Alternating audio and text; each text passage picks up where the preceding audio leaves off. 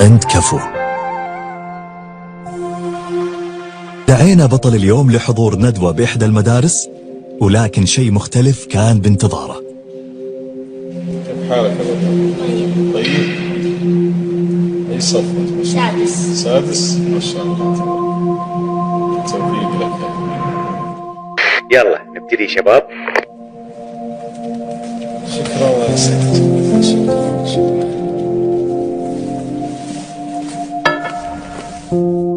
اللوحة.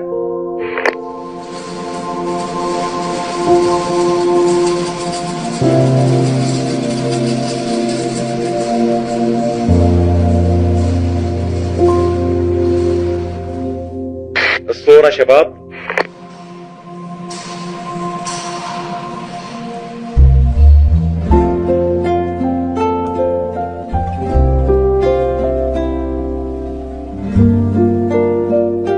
الكتاب.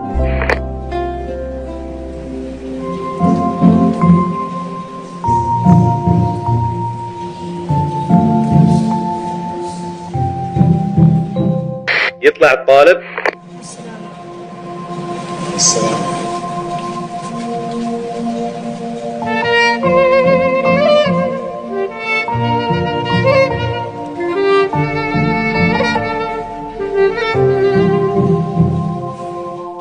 يدخل الطالب. عليكم السلام ورحمة الله. ممكن حبة شوكولات؟ ابشر يا حبيبي. الله يسعدك. تستاهل يا حبيبي. شكرا. عفوا.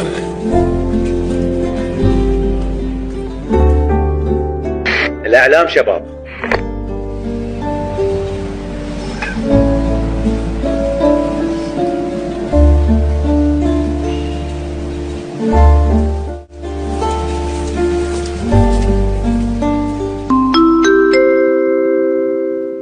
نداء هام لجميع الطلبة والعاملين بالمدرسة. معنا اليوم معلم مختلف، الأستاذ سطام العنزي، فقد كرس حياته لخدمة الطلبة الأيتام ومتابعة حالتهم الدراسية، كما خصص جزء من وقته لتقديم الدروس للطلبة المتعثرين بسبب ظروفهم الأسرية. ولم يقتصر عطاء الأستاذ سطام على ذلك، بل أصبح يتتبع حالات الطلبة ممن يحتاج إلى رعاية طبية ويحتاج التغيب عن المدرسة بسبب ظروفها الصحية، ليذهب له إلى المنزل ويعوض عن الدروس بدون أي مقابل. فكان لطلبته نعم المدرس والأب وخير قدوة في عمل الخير وحب العطاء. أستاذ يعني يمزح مع أي أحد، يعني إذا شاف بنت ولد يعتبره ابنه الثاني. بداية أستاذ سطام كانت شوي صعبة بالطفولة، كأب دخل محدود، فهو كان يطلع من المدرسة ويروح يشتغل ويساعد، فهذه اللي خلت سطام يهتم بالطالب. أتانا طالب يتيم الأم بعد ما شرح لي ولي أمره بأن الطالب يتيم، وأن الطالب ترى تعليمه كان يعني بسبب وفاة والدته منقطع وسيء جدا يعني. فأتبنى الموضوع أستاذ سطام وخذه وتابع معاه إلينا الولد بعد شهر بالضبط ناداني الأستاذ سطام، والله تفاجأت. عالجت التعثر الدراسي أنا أعتبره من الصفر إلى قمة الامتياز بعد ما شفت منه التصرف هذا.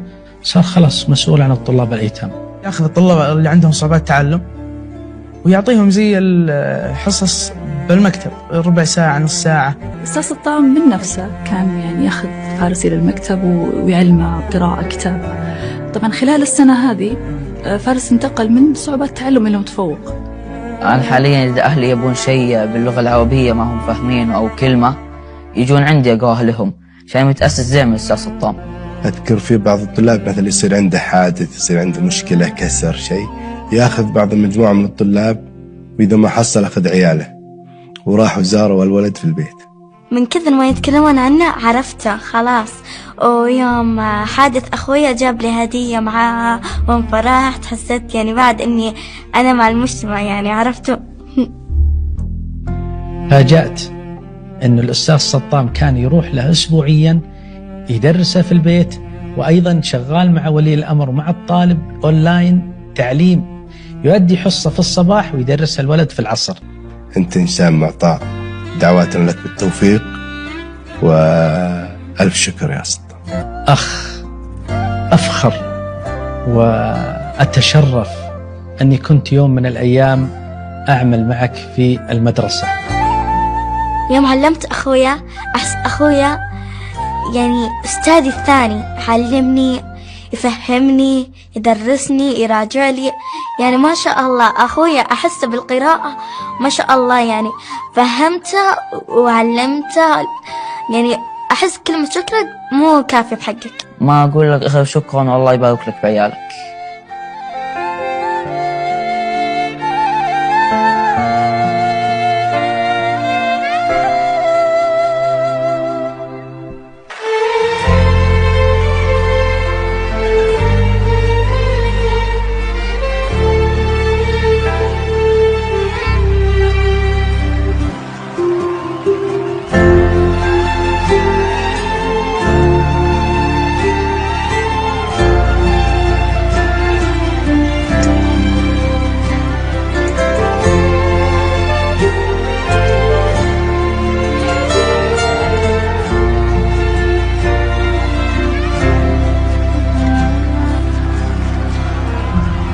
الأمانة ما توقعت بالطريقة هذه، فأحس إنه حولي في قاعد يصير حدث ما أدري وش هو، لكن لما انفتح الباب وشفت الجمهور وراه جدا سعيد بهذه اللحظة.